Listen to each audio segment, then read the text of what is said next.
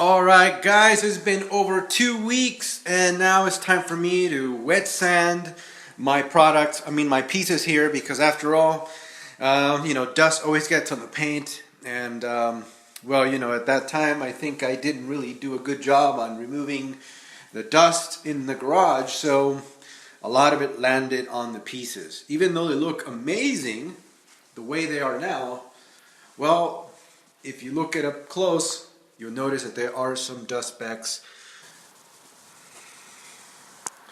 That's the orange peel. Okay, so there's a couple of defects, right? No big deal. This is what wet sanding is all about. I mentioned before that when I painted these things, I mixed the reducer with the clear coat like an idiot, but everything came out great. I thought the paint was going to be like all gummy and shit, but no, the paint came out pretty good. Because I did a second coat with the actual mix, with the correct mixture of activator and clear coat. Just have to wait like maybe a week, put it out in the sun, let it bake for a couple of days. So here are the papers I'm going to be using. Oops, there you go. So here are the papers I'm going to be using. This is a sponge, which is going to help me.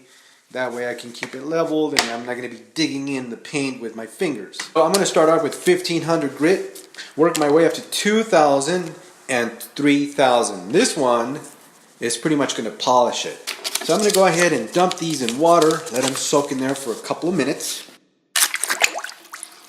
Add a couple of drops of soap. There you go. The soap really makes it easier for gliding. Alright, there it is. I did the sanding, the wet sanding, as you notice, the areas where I did sand. Okay, finished it off with 3000 grit sandpaper, and that's pretty much not even sandpaper. That's like it's almost buffing it. Okay, so you notice that it's very dull. And by the way, I cleaned it up with some rubbing alcohol or isopropyl alcohol. Okay. So that's pretty much done. Now I'm going to go ahead and buff it. Let me show you what I'm going to use. So here's the system I'm going to be using. Here's an adapter for my drill machine. And of course all the waffle cone, or no, these are not the waffle cone. What the hell are they? What? I don't know what they call these stupid things. I think they call them waffles, right? Anyways, I got my coarse, I got my medium, my soft, and of course my polish. Ultimate compound, Meguiar's. Finish it off with the ultimate polish. There's another Meguiar product.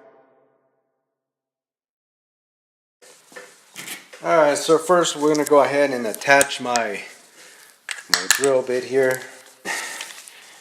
Put this sucker in here. Make sure this thing sits okay, that way there's not too much wobbling. Alright, now let's get ready. I got this little applicator that I'm going to use. It's flexible. It's like, I use it for putting, for body work, and I just cut a little piece of it. A little bit here, a little bit here. Alright. Now this is a new pad, okay? So they say that you want to prime it a little bit. I'm going to go ahead and prime it with a detailer.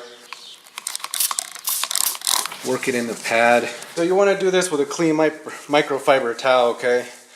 I forgot to mention this during my little presentation of all the crap that I was going to use. The first thing is you want to just rub it in.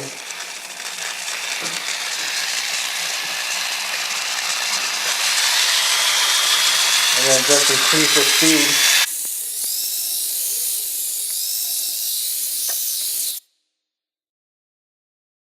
So far I just did the top. And I haven't done this part, as you notice. You see that? I haven't done this part yet, but I've done the top. And I only done the top with the first pad, okay? And it's already bringing out the shine like you wouldn't believe. It's crazy. Finish up with this part, go do the front, and then get back to you. Just a quick note, guys. When you're buffing, don't be switching pads and going... Pretty much do it in like an assembly line. Finish all of it with one pad. Once you finish everything you need to buff, then then you can go ahead and replace the pad with the second, and so on and so on. That way you won't get confused over like, okay, did I buff this one with the second one or the first one? Keep it simple, stupid, as they say, right? Okay, that's a bunch of crap that I was using. As you can see, I've also added a couple of things that I used, but just experimenting. Anyways, I did use all that stuff, by the way, but let's look at the stuff. Let's look at the results now of what all this crap accomplished, okay? There you go. Now you can see pretty much everything. Alright, there it is. Wow, isn't that amazing? I mean, I'm going to go ahead and do a 360 so you guys can see what the heck is happening here. Alright? It looks really good. In person, it looks pretty good too. Okay? It's not just in camera. It looks good all around. Okay? And I was actually a little worried that I couldn't get the little small swirl marks out. And I did. I managed to get those swirl marks. As you can see, those swirl marks. All reflection. It looks like frickin' glass. It's frickin' awesome. Anyways, now here's the interesting part about this. I'm going to tell you, I am not an expert in buffing, but I came up with some really good stuff, right? But here's the thing. We're all humans, you're going to make mistakes, and shit happens. So, when that happens, what are you going to do? Well, there's always remedies, right? Let me tell you what happened when I was buffing. Now, you will see all these highlights and you're thinking, well, you don't notice anything, right? It's all shiny and beautiful, but let me tell you something. Right there. You see that? That is not a highlight. I went a little bit through the paint a little bit on this one. So I kind of messed up here. And a little bit over here. And right there. Okay? And I think that's it. Maybe over here too.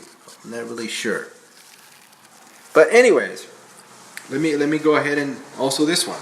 You see these little loopy things? You would think, oh man, that's a lot of reflection. Well, some of it is actually highlights and reflection. And some of it is just my own little screw up. That is a screw up right there. You see that? That's not a highlight. That's not a reflection. I think I went a little bit on the paint on that one. And these little things too, right here, I think I went a little bit too much. But as you can see, I mean, this is a really difficult area to buff. I mean, there's no way. I mean, what are you going to do? Put it around, you know what I mean? It's just, they only sell 3 inches of this stuff. I mean, what are you going to do it by hand? So, what are you going to do in this situation? Not buff it at all or repaint it? I'm going to do this. Okay, you can still add just a little bit of what is it, a touch-up paint right in these little edges, and just kind of smear it on, and it won't even look bad. It will just blend right in. Okay, just you can even do it with your finger. Just smear it in, and they will look just fine. As a matter of fact, there's so much reflection on here you can't even tell, right? As long if someone will point it to you and say, "Hey, look at that," then you'll see it. Right here, this. I don't even know what the fuck happened here, but this was. Some of the paint didn't get on there. I don't know how the hell that happened. That's just my own painting mistake. I'll leave it from here. I'm going to go ahead and install this. Hope to see you soon. Out with the old and in with the new.